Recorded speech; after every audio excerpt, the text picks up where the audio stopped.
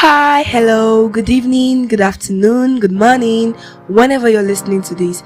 This is the voice of many, and I am the voice of many. My name is Testimony, and it's Friday again. Welcome back. So, you're gonna be listening to my voice for some 30 to 40 minutes, or maybe shorter. Enjoy. So, I have a feeling you tuned in so fast to listen to today's episode because you know it's love letter. Hey. Anyways, I'm sorry to disappoint you, but it's not it today.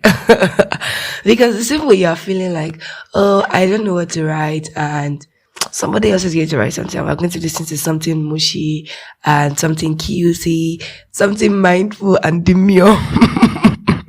The same way you're thinking about that, the same way you're like, oh, somebody's going to write something. Don't worry, don't not notice. I did notice, and unfortunately, it seems like everybody's thinking like that because we have just a few later that cannot make up to inviting a guest. So I'm so sorry, but there's no much thing today, and we'll be moving that to next week, the word of affirmation thing.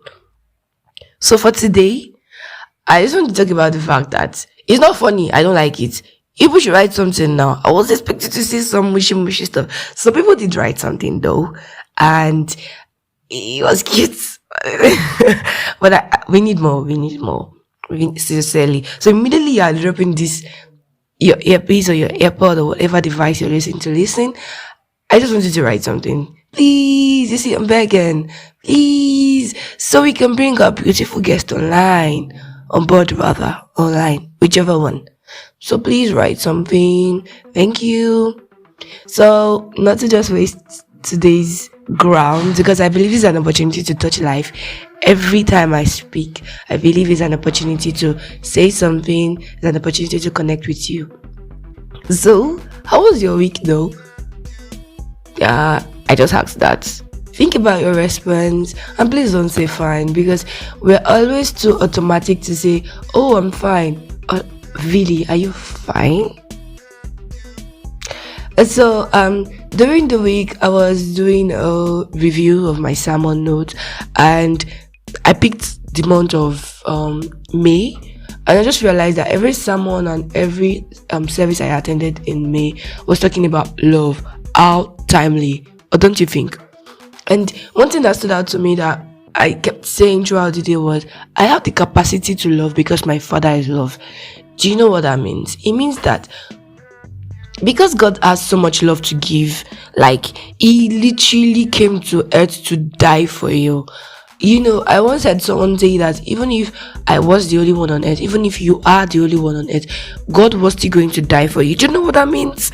So I am so conscious of that fact that I kept on saying I have the capacity to love. It's so much. It is a lot saying that you have the capacity to love. It means that you've accepted God, and you've tuned in so much to the capacity of your Father that you know that if your Father is a lion, then there must be a traces of a roar in me. It means that when I open my mouth, it's possible for me to actually roar because my Father is a lion.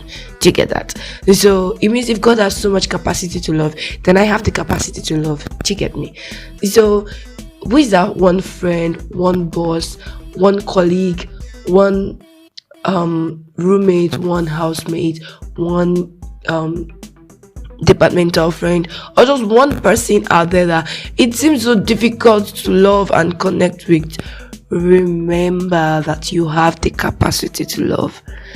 I think I saw somewhere that the person was like, who's that person you hated on first sight? It used to happen to me, you know. Yeah, I just see someone, I'm like, I don't like this person. It's a gut feeling. Most of the time I'm actually right. They end up being, you know, the wrong kind of person, if that's the right word to use. But then you can't just look at someone and say, oh, I don't like this person already, I hate you. It's not possible to hate someone, because I mean, if God was so much so, you know, looking at us and saying, oh, I hate this person, oh, I don't like this child already, my God, probably we'll be chickens already roaming around the street, because you know, God is not going to forgive us again and again. Do you know how irritating it is that somebody commits the same offense again and again, even to us humans? I'm saying this thing with my face put together because I can imagine it. And for me, that I'm always someone so thirsty and I can be like, oh, why you like that? I can't do. So sometimes I'm like, is it that Okay, let me cite an example. With my siblings, there are people that are not very orderly. And me, I am little Miss Perfect. It took God's grace to come out of this rigidity and all of that books and conscious working on myself, and then so when I put something somewhere, I expect to meet it there, although it's kind of hereditary too. I got from my dad. My dad's like that, very orderly, but I don't know if he had struggled with perfection while growing up. I don't think I ever had that conversation with him. I should do, now that I think about it. So I'm like, why can't I just meet my slippers or my shoes or my books the same place I kept them? Why do you have to move them? Why can't you just... No, I don't have an issue with you using it though. I have an issue with the fact that you cannot return it back to where you found them. So that's my issue, and it makes me mad all the time. Like, imagine we asking God for forgiveness and saying, oh God, forgive me for this thing, and we do the very same thing again. Do you know how irritated God can be? Like, I'm just trying to imagine him saying, you've done it again, but it's fine, I love you, come back home. Oh my God, that is mind-blowing. I can't say that in my normal mind, It was recently I was telling a friend that I've forgiven you before you even offended me.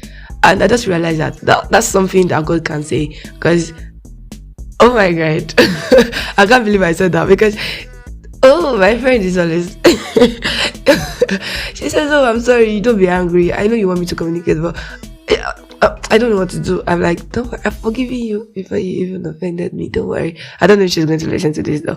I've forgiven you, don't worry. It's not you, I've accepted you for who you are. It's so mind-blowing. So that's the same way God says, it's you, right? It's not that he expects you to keep doing the same thing, no. Because now, we'll now go back to the Bible that says that we cannot continue in sin and ask grace to abound. He's not expecting you to continue in that sin, but he's actually ready to accept you back. That's just it. It's so beautiful when you think about it. And it's too good to be true. Sincerely. When you think about what the gospel actually entails, what it means to actually be saved, it's too good to be true. If you think about it, you mean somebody died for the sin that I am yet to commit. There's no other greater love. I don't know how much you want to love me, but can you die for me? Yes, can you die for me? There's no greater love than this, sincerely speaking. So God's kind of love is beautiful. It's too good to be true. It's amazing. So on today's episode, I just want to tell you that you have the capacity to love. Oh my God. I was just trying to did you know why I just said, oh my God? I was going to just say maybe a 4-minute episode. I'm used to saying this. I'm sure you're used to hearing that. But like, we have an episode. I love talking. Okay, so you have the capacity to love. You have God in you. So when I say I love you, I literally say I God you. Like, I am in love with you. I am in God with you. It's insane. It's too good to be true, man. Like, oh God, I don't know what to say. God's love is mind-blowing, sincerely. And if he has taught us so much to love, then we need to channel this love to somebody else. Unless we'll just melt with love. So we need to channel the love somewhere else. We need to tell people how much God loves them. And one way we can actually do that is by preaching the gospel. On Tuesday, I was opportune to share the gospel with someone, and I was just telling the person how God's responsibility and our response to God by telling him we love him is actually by telling somebody else that he died. It's like, for example, a friend loves you, and then you're telling somebody else that, oh, have you seen my friend? She loves me so much. It's a proof that the person loves me because I can tell about it. So the fact that you can't really tell about your gospel, you can't boldly tell someone that Jesus loved them, it's because maybe somewhere in your mind you just haven't come to the realization that God actually loves you or is in love with you. Like, God is in love with me. I don't know if you're saying that right now, but I really need you to say it. God is in love with me. Oh, it's beautiful. It's mind blowing. All right. So, please don't forget to write your notes so that we can bring the guest on board. You see, I'm literally begging. I want to read something cute. It's been a while I read love letters. Oh gosh. Please write something. Thank you. So if you're listening for the first time, do well to listen to other episodes. You're going to enjoy them. Trust me. And that's it for today. This is Testimony signing out. Bye.